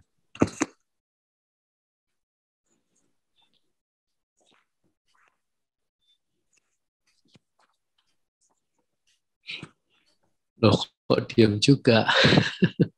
Apa nih kira-kira? Nggak apa-apa, namanya kita juga diskusi. Kita kan hanya di lingkup kita ini menjadi satu pembelajaran ya. Artinya dari para pakar, dari teman-teman tadi sudah membedah dari ayat 1 sampai 5, dari perspektif dari teman-teman itu luar biasa sekali, memberikan satu dampak pemahamannya dari kacamata yang berbeda. Tapi maknanya tetap di sana, kekayaannya gitu.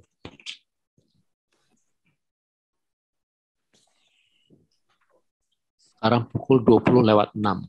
Masih ada 10 menit. Saya Pak, Ajan Pak. Jan, ayo dong Jan. Masa ngurusin video mulu. Ayo silakan. Kalau tadi berdasarkan yang Bapak bilang ya Pak, mengamati dari pemerintahan kita saat ini gitu Pak. Di satu sisi kita harus bersyukur gitu, dapat presiden yang seperti Jokowi gitu. Saya salah satu orang yang sangat mengidolakan beliau gitu.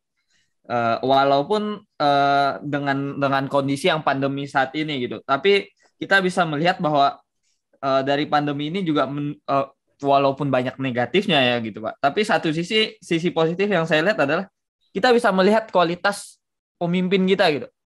Kita bisa melihat bagaimana orang-orang yang kita pilih gitu, baik itu yang menjadi gubernur, bupati atau wali kota, bahkan yang terbaru gitu, yang paling jelas yang terlihat adalah kejadian DPRD DKI gitu. Itu sangat menunjukkan sekali orang yang selama ini yang dibilang dengan gelar wakil rakyat gitu, tidak menunjukkan kualitasnya sebagai orang yang mewakili rakyat gitu. Di situ sih Pak, saya melihatnya Pak, gitu Pak. Ya memang negatif sih pandemi ini Pak, tapi ada sisi positifnya juga Pak, gitu Pak. Oke. Bagus, saya senang dengan generasi sekarang, memiliki generasi yang lebih muda dari saya, mempunyai kritisi hal-hal seperti itu. Yang dikaitkan dengan apa yang kita baca di Alkitab ini tadi ya, Habakuk itu tentu juga harus berbicara, merefleksikan kepada situasi kita seperti apa gitu. Jadi kita pun juga dewasa memahami apa yang tertulis di Habakuk itu relevansinya apa sih terhadap kehidupan kita. Gitu. Thank you Ajan, teman-teman yang lain silakan. Sama-sama Pak.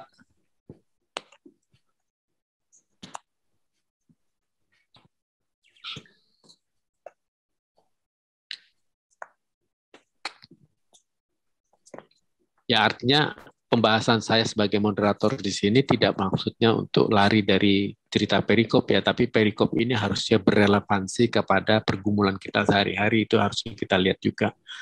Dan apa yang kita hadapi dalam pemerintahan sekarang ataupun dalam kehidupan kita sehari-hari juga harus berbicara. Nah teman-teman tadi kan yang senior-senior ataupun dari pembicara tadi kan sudah menyampaikan, nah tentunya dari kehidupan adik-adik ataupun dari generasi sekarang, apa nih para millennials nih yang dihadapi? Relevansinya apa nih millennials ini pergumulannya? Apakah sama seperti pergumulan kita-kita yang baby boomers yang boleh katakan sebagai orang tua kalian ataupun juga nenek moyang kalian?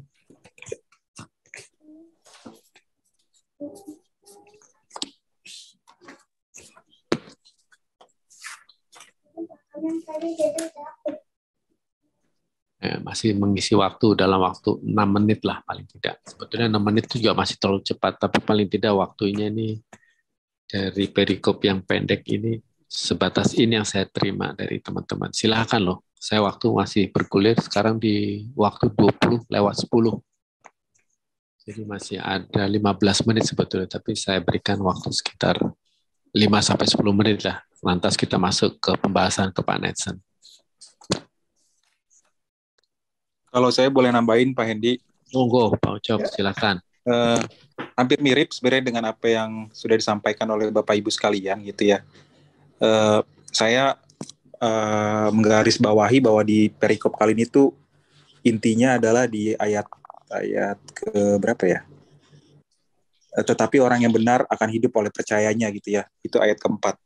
Ayat keempat itu yang banyak sekali dikutip oleh kitab-kitab di Perjanjian Baru gitu ya.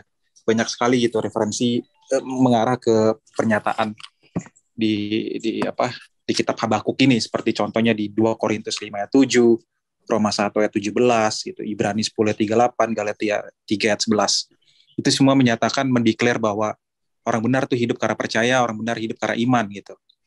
Nah, yang menariknya adalah kalau kita lihat dari tata bahasa Nabi Habakuk ini, memang kelihatan memang Nabi Habakuk ini tuh punya relasi yang intim dengan Tuhan gitu. Kenapa? Karena di sini dibilang menantikan apa yang akan difirmankannya kepadaku dan apa yang akan dijawabnya atas pengaduanku gitu. Nah, kalau orang yang nggak punya keintiman gitu ya, nggak punya relasi yang benar, pasti nggak akan mau menantikan itu gitu. Ya udah, pergi aja, orang nggak dijawab langsung ya kan, buat apa juga sih nunggu-nunggu. Udahlah gitu, pasti emang jawabannya enggak gitu ya. Tapi satu hal yang dapat saya pelajari dari diskusi kita malam ini adalah yaitu kalimat itu juga, bahwa sebab penglihatan itu masih menanti saatnya gitu, tetapi ya bersegera menuju kesudahannya. Jadi benar-benar emang ini menguji keiman kita gitu Pak. Sama persis seperti apa yang ada di kitab Ibrani gitu ya, yang menyatakan bahwa Ibrani 11 ayat 11, karena iman ia juga Abraham juga dan Sarah beroleh kekuatan untuk menurunkan anak cucu walaupun usianya sudah lewat gitu. Jadi apa yang dialami oleh Abraham juga ketika mendapatkan firman Tuhan gitu, bahwa ia akan menjadi memiliki keturunan seperti pasir dan laut dan bintang di langit gitu. Itu kan difirmankan ketika mereka tuh sudah menua gitu. Dan saat itu juga masa mungkin sih gitu ya. Nah, ini juga kalau dilihat dari sini juga memang apa yang alami oleh Nabi Habakuk juga melihat bahwa kapan sih jadinya nih yang Tuhan janjikan ini kapan digenapi gitu. Jadi yang saya pelajari adalah iman memang, faith is waiting for God's timing without knowing when gitu Pak. Jadi iman itu adalah menunggu waktu Tuhan tanpa kita tahu kapan adanya gitu. Jadi faith is waiting for God's timing without knowing when gitu. Jadi ya itu memang daulatnya Tuhan gitu. Kita nggak bisa memaksa dia harus untuk segera hari ini juga, besok ataupun lusa gitu ya. Nggak bisa. Itu memang semuanya kehendak Tuhan, kedaulatan Tuhan dan belas kasihan Tuhan gitu. Dan juga yang saya pelajari adalah dengan perkataan itu adalah faith is continuing to persist and endure without knowing how long gitu. Jadi iman juga untuk terus bertahan gitu ya, dan persist and endure without knowing how long. Jadi sampai kapanpun kita nggak tahu gitu. Karena itu urusannya Tuhan gitu. Itu kedaulatannya Tuhan gitu. Jadi itu lagi. Jadi antara when-nya dan how long-nya itu mungkin yang akan melatih iman kita juga untuk terus bertumbuh dalam Tuhan gitu ya. Nggak bisa seenak-enak kita aja. Gue maunya hari ini, maunya besok, maunya lusa. Itu semua adalah kehendak Tuhan. Jadi itu makanya yang dikatakan juga di firman Tuhan bahwa iman tanpa perbuatan pada hakikatnya mati gitu ya. Jadi kita juga harus jadi kesaksian itu tersebut gitu, kesaksian iman tersebut, bahwa memang hidup kita itu bukan cuman asal ngomong kita percaya pada Tuhan, tapi in reality kita nggak bisa menunjukkan buktinya gitu, bahwa kita adalah kesaksian hidup dari apa yang kita dari apa janji Tuhan dinantikan pada kita gitu. Jadi mungkin itu kali Pak. Jadi intinya adalah ya benar, memang orang benar hidup karena iman, karena percaya, tapi iman juga butuh perbuatan agar iman itu tidak mati gitu. Dan kita juga harus terus mempunyai hubungan yang baik, hubungan yang intim dengan Tuhan, agar kita tahu gitu, agar kita juga iman kita terus bertumbuh di dalam Tuhan dan mengerti bahwa janji Tuhan itu setia kepada kita gitu. Persis banget menurut saya sih seperti apa tadi yang kita nyanyikan di lagu pertama gitu ya. Ya apapun itu kekelaman dalam hidup kita ya, bisa jadi mungkin kita sedang dalam masalah di pekerjaan, masalah rumah tangga, masalah jodoh gitu, masalah kesehatan gitu. Kadang juga kita mengalami titik-titik rendah dalam hidup kita kan. Aduh, ini kapan sih gue sembuhnya? Kok nggak sembuh-sembuh sih? Maksud Tuhan apa gitu? Dengan sakit gue seperti ini, kok orang-orang jadi pergi ninggalin gue semua gitu? Kenapa seperti ini? Kok jadi sahabat pada pergi gitu misalnya? Itu dinamika dalam kehidupan juga yang menurut saya juga salah satu hal yang membuat kita bukan semakin menjauh. Udahlah, cari bantuan dari dukun lah misalnya untuk menyembuhkan gue lah gitu ya. Cari jalan instan gitu, malah itu yang nggak baik gitu. Malah justru sebenarnya itu ujian iman kita juga untuk menantikan janji Tuhan itu dalam hidup kita gitu. Jadi faith is continuing to persist and endure without knowing how long, and faith is waiting for God's timing without knowing when gitu. Jadi dua hal itu sih. Jadi yang berhubungan dengan iman, emang kita harus sabar nunggu waktunya Tuhan kapan yang tepat, meskipun kita nggak tahu kapan waktunya. Dia juga nggak pernah bilang, ntar lu tanggal sekian nih, lu akan tergenapi deh, akan sembuh. Nggak juga kayak gitu kan. Ataupun kapan, sebulan, 2 bulan, setahun, 2 tahun, atau mungkin juga sampai akhir hayat kita juga nggak sembuh-sembuh juga gitu ya. Kita juga nggak ada yang tahu gitu. Jadi, tapi kita tetap punya iman kepada Tuhan aja, apapun yang terjadi dalam hidup kita, dia tetap Tuhan yang baik sama kita gitu. Mungkin itu sih yang saya bisa tambahkan, Pak Hendy. Oke. Terima kasih, Bang Ucok. Ya, jadi kita juga banyak tadi perspektif dari Bang Ucok mengatakan bahwa harus punya iman yang percaya, dan kita juga tahu bahwa harus bersabar bagaimana waktunya Tuhan.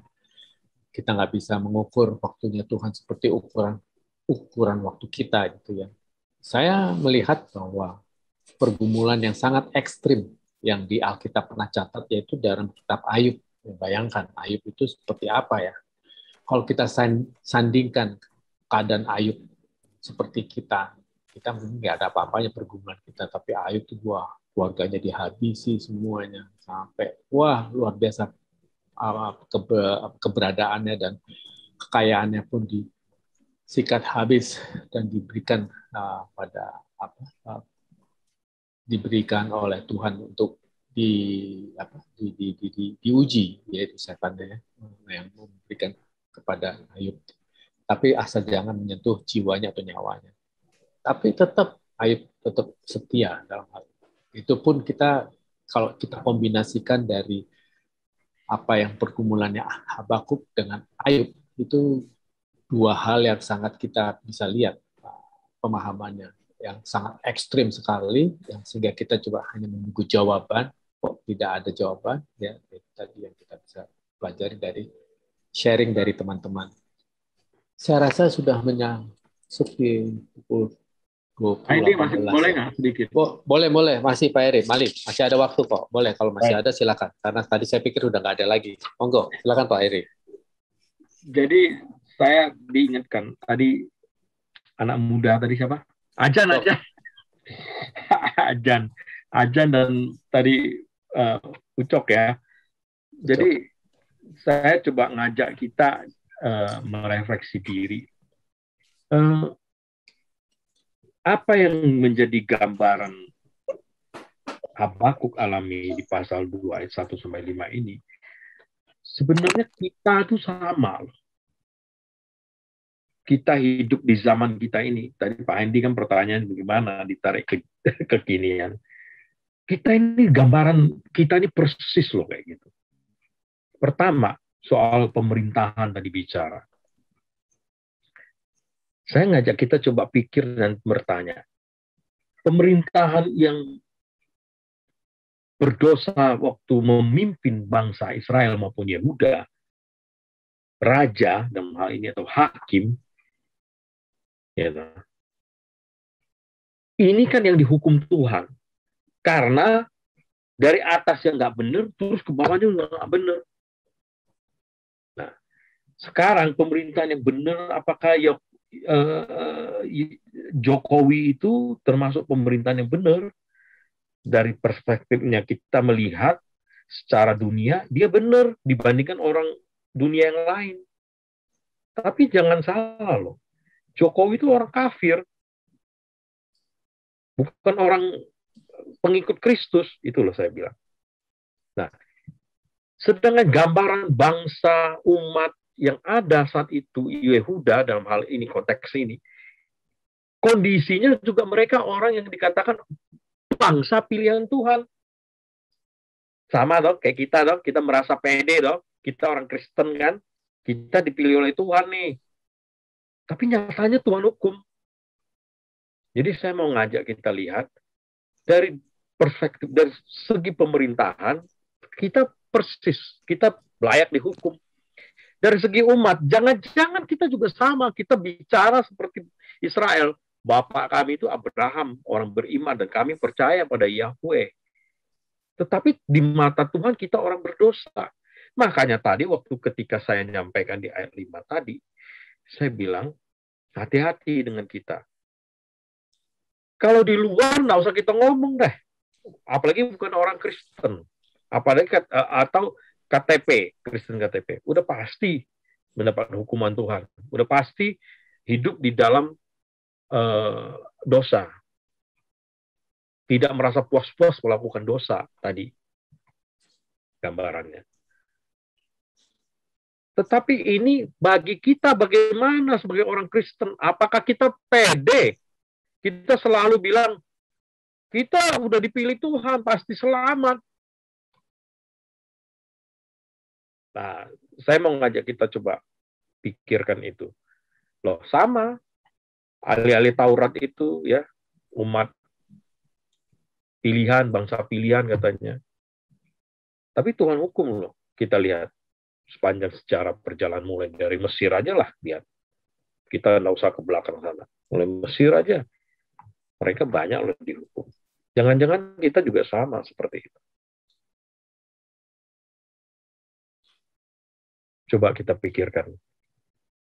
Jangan-jangan kita juga seperti yang sering Almarhum bilang.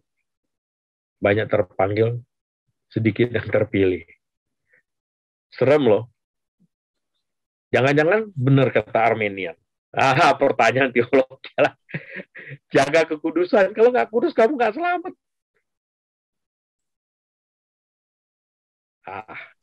Terima kasih. Itu aja Pak Endi.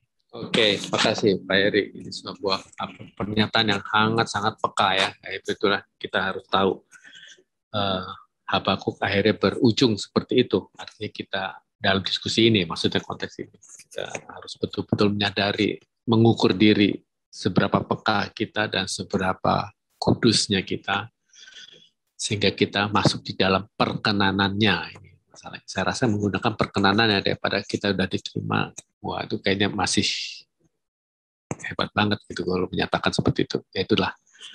Saya rasa saya sudahi dari apa yang saya simpulkan tadi. Pembicaraan-pembicara tadi sangat memberikan khasanah pemahaman kita semakin baik dan dalam ya, dan luas sekali. Dan saya terima kasih dari sharing dari semua teman-teman. Itu sebelum saya memberikan ke Pak Nelson, tentunya dari semua yang kita pelajari adalah Tuhan punya waktu dan punya cara untuk menyampaikan kepada umat yang percaya. Jangan coba-coba kita seolah-olah mencoba mengatur Tuhan, tapi ya Tuhan yang punya aturan, yang mengatur kita. Gitu. Saya rasa itu saja. Saya sudahi pembicaraan dari saya. Terima kasih. Saya serahkan ke Pak Nelson untuk closing di dalam firman Tuhan. Terima kasih Pak. Ya, terima kasih Pak Hendy, Bapak Ibu semua. Ya, kita merenungkan hanya 5 ayat, tetapi sangat dalam, sangat luar biasa dari apa yang sudah disampaikan oleh Bapak Ibu juga. Ya, tentu saya tidak akan melihat atau mengulang lagi seperti bagian-bagian tertentu yang sudah disampaikan. Menarik bahwa bagian dari pasal yang kedua ini, secara khusus bicara ayat yang keempat yang tadi Bapak Ibu sampaikan bahwa orang benar akan hidup oleh karena percayanya, gitu ya. Kalau kita mau bicara tentang konteks kita zaman sekarang, sebetulnya apa sih yang menjadi tolak ukur atau menjadi sandaran bagi hidup orang zaman sekarang. Banyak orang pikir bahwa saya akan hidup oleh karena saya punya harta, saya akan hidup oleh karena saya punya pendidikan yang tinggi, saya akan hidup karena saya punya pekerjaan yang mapan, saya akan hidup oleh karena ini dan itu. Tetapi Alkitab memberikan satu gambaran yang luar biasa tentang kenapa dan bagaimana orang bisa hidup dan apa maksudnya hidup itu.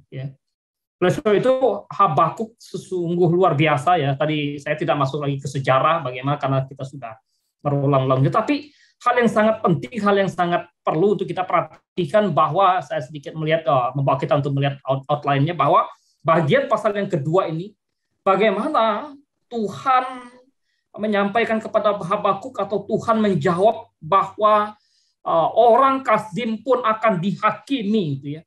Karena Habakuk bertanya, orang kafir, orang jahat kok dipakai untuk menghukum orang umat, engkau menghukum orang Yehuda gitu ya.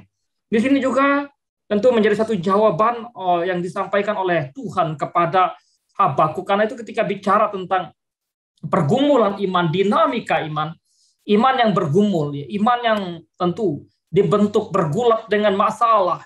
Pasal pertama, kemudian iman mulai menggenggam satu solusi dari Tuhan. Karena nanti kalau masuk ke pasal yang ketiga, kelanjutnya misalnya kejayaan iman, tapi kita tidak masuk ke sana ya. Sesuatu saya melihat beberapa waktu yang lalu, saya membawa kita untuk melihat bagaimana ketika penulis kitab Habakuk ini, Nabi Habakuk ini bergumul dan bertanya, ya keluhan dijawab dengan satu pernyataan dari Allah bahwa mereka atau umat Tuhan akan dihakimi. Ketika Habakuk kembali bertanya, merespon jawaban Tuhan, Habakuk bertanya, orang Kasdim, bagaimana mungkin orang Kasdim? Ya, maka dalam bagian ini Tuhan menjawab, ia memastikan kepada Habakuk bahwa orang Kasdim akan dihukum juga, sekaligus dalam bagian ini memberikan gambaran hidup orang fasik versus orang benar.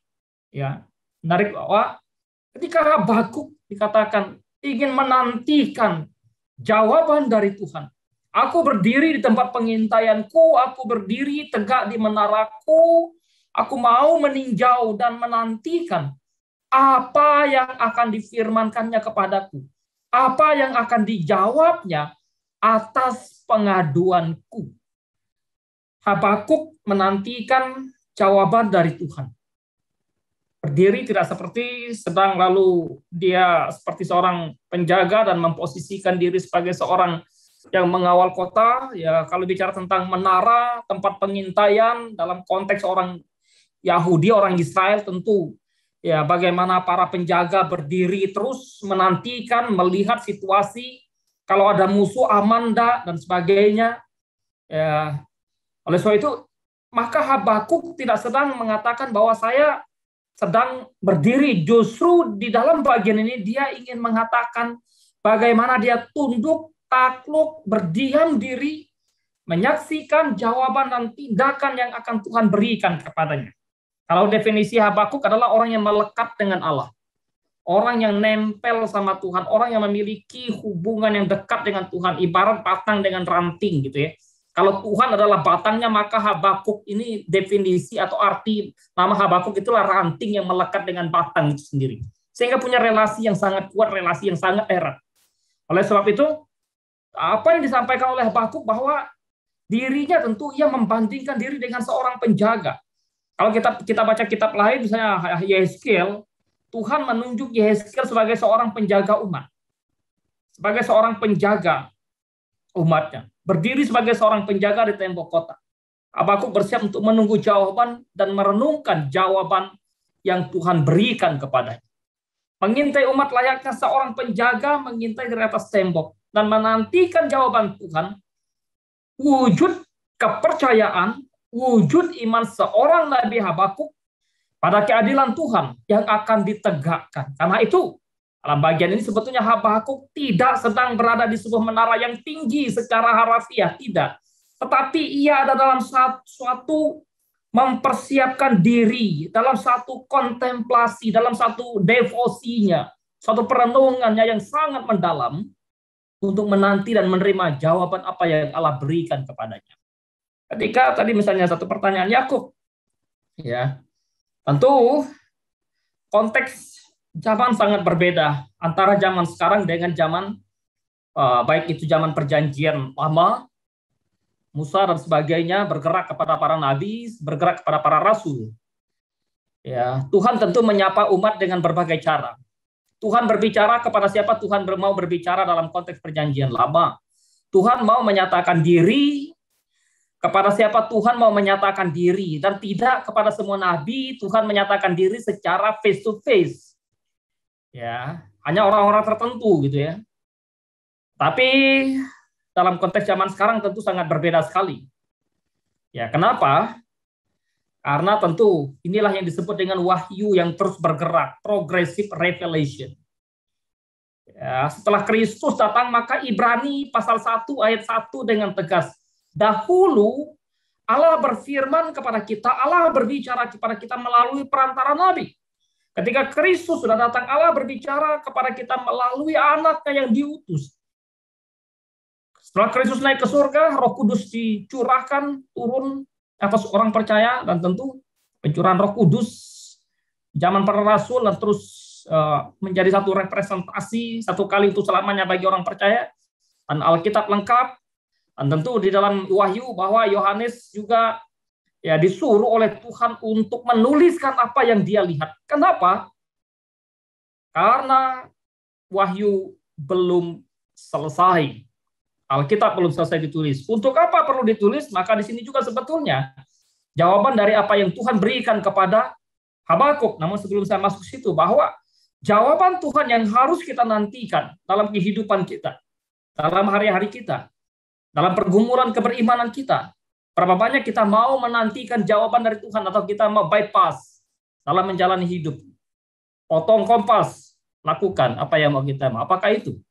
Tidak tentunya. Habakuk mengajarkan kita jawaban Tuhan yang harus kita nantikan. Jangan bertindak jika Tuhan tidak memberikan jawaban. Inilah orang beriman.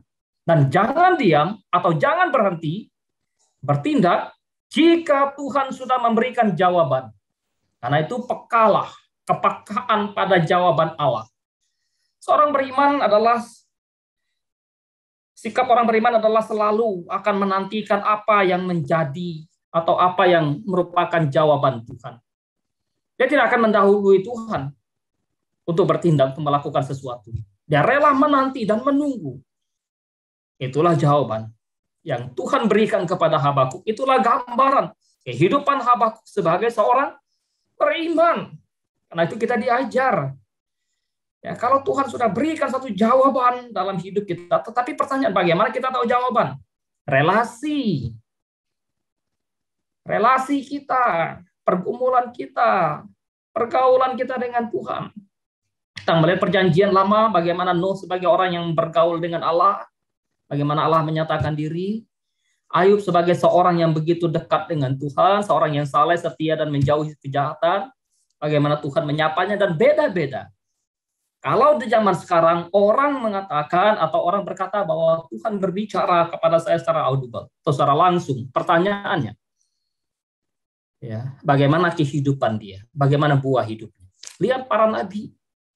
Mereka rela menderita, berkorban, dan bahkan mengosongkan diri demi Allah yang mereka lihat, Allah yang menyatakan diri pada mereka. Kalau kita zaman sekarang, saya akan berkata, wah, Tuhan berbicara kepada saya. Pertanyaannya, sejauh mana kecintaan saya kepada Tuhan? Itu menjadi suatu pergumulan. Ya. Karena itu kita harus terus belajar dan belajar. Firman ada. Sudah Tuhan berikan. Bisa nggak menasihatkan satu dengan yang lain? Jelas sekali. Karena itu seperti minggu lalu kita sudah bicara salah satu kehadiran umat Tuhan satu dengan yang lain. Untuk membangun, memberikan satu pertumbuhan. Satu dengan yang lain. 2 Timotius 3 ayat 16 menjadi satu jawaban yang sangat luar biasa. Firman Allah yang diilhamkan Allah. Bermanfaat untuk dan sebagainya. Ya, itulah fungsi kita, tugas kita, tanggung jawab kita sebagai orang percaya satu dengan yang lain. Apa yang disampaikan oleh Tuhan kepada Habakuk, bahwa Tuhan mengumumkan bahwa dirinya akan menghakimi orang Kasim. Juga karena kejahatan mereka, mereka yang semena-mena menindas orang Yehuda. Jadi jawaban Tuhan kepada Habakuk adalah satu petunjuk untuk menuliskan visinya, penglihatannya. Ya, sebagai satu pengingat bahwa hal itu pasti akan terjadi. Pertanyaannya, banyak orang sekarang, Tuhan berkata kepada saya untuk menghardik ini, untuk melakukan ini. Berapa lama? Terjadi enggak? Tapi ketika Tuhan berbicara kepada para nabi, terukur, pasti, dan akan terjadi. Karena itu, Tuhan memerintahkan kepada Habakuk dalam konteks bahasa yang saya mau pakai, bahwa untuk mendemonstrasikan, untuk mendokumentasikan, untuk mempublikasikan apa yang dia lihat. Apa yang Tuhan perlihatkan kepada Habakuk adalah bagaimana kejahatan Yehuda, dan Yehuda akan dihukum oleh Kasim, dan bagaimana Kasim pun akan dihukum. Itulah yang diperlihatkan oleh Habakuk, gitu ya. Diperlihatkan Tuhan kepada Habakuk. Dokumentasikan, maklum zaman itu kan belum ada video kayak gini ya, belum ada YouTube, belum ada ya untuk kemudian ya kita dokumentasikan ini, kita videokan, kita viralkan sehingga orang gampang gitu ya. Maka Habakuk diperintahkan oleh Tuhan untuk apa? Tuliskan penglihatan itu dan ukirlah pada loh. Ya, media memang pada waktu itu kalau kita melihat di zaman Yosua, Musa, ya Tuhan memerintahkan kepada mereka untuk menuliskan pada loh batu, kemudian pada zaman Yesaya, Yeremia, mulailah dengan gulungan dan sebagainya. Ya, coba kalau zaman sekarang ya ketik itu ya, tulis dalam bentuk apa, nanti dipublikasi ya, nanti di-share. Ya. Supaya apa? Jelas sekali juga apa yang menjadi tujuan di sana. Orang dah sambil lalu dapat membaca penglihatan itu, masih menanti, tetapi ia segera menuju kesudahan dengan tidak menipu. Apabila berlambat-lambat menantikan itu, sebab itu sungguh-sungguh akan datang dan tidak akan tertangguhkan. Apa yang ingin disampaikan oleh Tuhan melalui Nabi Habakuk dalam bagian ini? Perintah untuk menuliskan visinya, penglihatannya. Perintah untuk menuliskan apa yang diperlihatkan oleh Tuhan. Tentu bukan hanya pada Habakuk ya, Musa. Kalau kita membaca Yesaya, Yeremia, Yehezkiel, Daniel, ya, termasuk Yohanes di Pulau Patmos, ya, Tuhan memperlihatkan dan Tuhan memerintahkan kepada mereka untuk menulis. Jadi untuk diketahui dan diingat oleh generasi berikutnya, anak cucu mereka, bahwa apa yang Tuhan firmankan kepada Habakuk itu bukan hoax. Ya. Sehingga semuanya yang membaca akan mengetahui kepastian pemenuhannya, pemenuhan visi tersebut, penglihatan tersebut. Orang yang akan menyelidiki, orang akan berusaha untuk menyelidiki, itu kalau kitab Daniel ya. Dan orang yang akan menyelidiki itu akan mendapatkan hikmat dan pengetahuan mereka. Ya, nubuat itu memiliki relevansi yang bertahan lama tentu. Dengan demikian harus dilestarikan, harus ditulis pada loh batu, bertahan tentunya. Ya, kalau orang dulu sama lah, orang dulu sekolah juga pakai zaman batu, nulisnya di batu ya. Ini lebih kepada satu peradaban yang terus ada itu ya. Tapi juga meskipun satu periode waktu akan terjadi sebelum penggenapan dan semua orang tahu bahwa itu akan terjadi pada waktu yang ditentukan Allah. Babel akan jatuh, Kasim akan jatuh ke tangan Raja Media Persia. Yaitu kalau kita membaca sejarah, ya, kita mendapatkan itu. Perintah untuk menuliskan visi, menuliskan suatu penglihatan, supaya orang yang membacanya bergegas, segera dikatakan tadinya, bergegas, segera bertindak. Kalau Yehuda membacanya, mestinya orang Yehuda segera bertobat. Tapi faktanya, di zaman Yoyakim, tadi sudah dikatakan bahwa orang tidak akan bertobat karena memang rajanya sendiri yang membuat dan membawa umat untuk melakukan penyembahan kepada berhala. Imam-imam rusak, sehingga Nabi menjerit seorang diri. Sekalipun mereka tahu dan mendengar firman yang disampaikan, mereka tidak untuk bertobat. Karena itu, ya Tuhan terus mengingatkan kepada Nabi supaya mereka orang percaya atau umat Yehuda terus diingatkan. Supaya apa? Cepat atau lambat. Kalau orang yang membacanya, mestinya orang Yehuda segera bertobat. Kenapa mesti harus ditulis dan orang bisa membacanya sambil berjalan? Supaya berita penglihatan itu juga bisa disebarkan kepada orang lain, cepat diberitahukan. Dan kata lain, mau cepat viral, cepat, wah saya nggak tahu nih. Wah ada ini ya, berita ya, ada ini ya. Oh saya nggak tahu dan sebagainya, nggak ada. Jadi penglihatan sangat mudah untuk dilihat.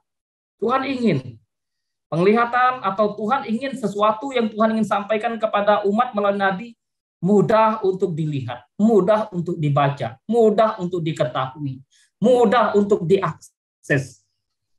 Ya, tidak tersembunyi.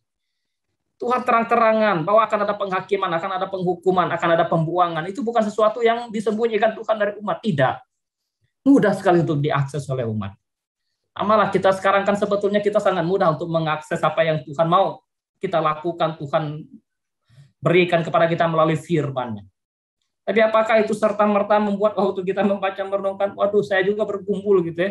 Kadang juga saya marah sama diri. Waduh, terlalu banyak yang saya baca dari firman. Karena saya mesti bergumul melawan diri, menaklukkan diri untuk melakukannya.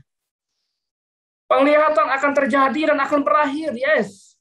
Penglihatan itu adalah kebenaran yang pasti akan terjadi, bukan hoax. Karena itu bukan tipu, gitu kan. Bukan suatu kepalsuan, bukan. Ya, tidak ada yang bisa menangguhkannya, tidak ada yang bisa membatalkannya, tidak ada yang bisa menggagalkan apa yang Tuhan sudah tentukan, yang Tuhan sudah nyatakan, yang Tuhan sudah rencanakan. Karena itu ketika diberitahukan, ditulis dan disampaikan, ya umat masih bebal. Itulah sebetulnya gambaran kehidupan kita, manusia, orang percaya juga ya, orang Kristen. Mungkin yang lain enggak, barangkali itu saya itu ya, bebal gitu. Penglihatan tersebut untuk waktu yang telah ditentukan dan harus terpelihara, diindahkan bahwa kebenaran dari penglihatan dapat dibuktikan. Nah, inilah kalau orang sekarang seperti ini menggambarkan ya, oh saya mendapatkan satu suara dari Tuhan. Kebenarannya apa? Buktinya apa? Faktanya apa? Ya, kalau bicara tentang tokoh-tokoh rohani, para nabi zaman dulu, mereka penglihatan, menyampaikan, dapat penglihatan, betul-betul mereka rela mengosongkan diri, bahkan teraniaya, tertindas, akan digergaji, ada yang harus makan misalnya dengan harus dikasih makan kotoran gitu ya, Yeremia ya. Coba zaman sekarang. Kalau betul-betul mendapatkan suatu penglihatan. Ya, ini mesti harus kita jujur gitu ya. Karena itu bacalah dari bagian ini sebetulnya apa yang disampaikan, apa yang ingin kita dapatkan. Bacalah tulisan yang Tuhan telah perintahkan untuk ditulis oleh para nabi, para rasul, atau bacalah firman. Sebab dari sanalah kita mengetahui apa yang Tuhan akan lakukan kepada kita dan apa yang harus kita lakukan sebagai umat Tuhan. Dan kata lain, kalau saya pun mau membawa ini dalam konteks zaman sekarang, tulislah apa yang harus kita tulis di media sosial kita untuk mempublikasikan kebenaran. Dan tulislah, kalaupun kita mau menulis tentang hidup kita, apa yang harus kita beri, apa yang caption, apa yang cocok untuk kehidupan kita, gitu ya. Ini suatu pergumulan. Ya, karena itu, ya mari di dalam kehidupan di konteks zaman sekarang juga kita mesti, ya Tuhan sudah menuliskan bagaimana kita menuliskan kembali dalam kehidupan kita dan dalam media kita sehingga memberkati orang juga. Oke, ya. Jawaban Tuhan kepada Habakuk yang kedua, selain diperintahkan untuk menulis apa yang dia lihat, adalah kontras antara orang fasik dan orang benar. Orang fasik akan binasa, tetapi orang benar akan hidup karena percaya. Jelas sekali. Ya, dalam ayat yang keempat dan ayat yang kelima, ayat keempat mulai secara khusus dalam bagian. Maka luar biasa apa yang disampaikan dalam bagian ini. Gambaran tentang karakter orang fasik dibandingkan dengan orang benar. Bagaimana gambaran karakter orang fasik dan apa yang akan dialami oleh orang fasik? Bicara tentang karakter orang fasik sangat jelas deskripsinya di sana. Mereka membusungkan dada, begitu congkaknya mereka, begitu sombongnya mereka, begitu angkuhnya mereka. Dan hati mereka tidak lurus, hati mereka bengkok. Ya. Sombong, khianat, yang belagak dalam istilah aslinya yayin, menggunakan kata anggur gitu ya. Ini artinya bahwa memang secara hiasan, ya, sehingga apa? Gambaran kehidupan orang yang sombong, orang fasik, orang yang membusungkan dada, orang yang angkuh, orang yang tidak lurus hatinya, Gambaran layaknya orang yang telah mabuk sehingga enggak karu-karuan. Ya.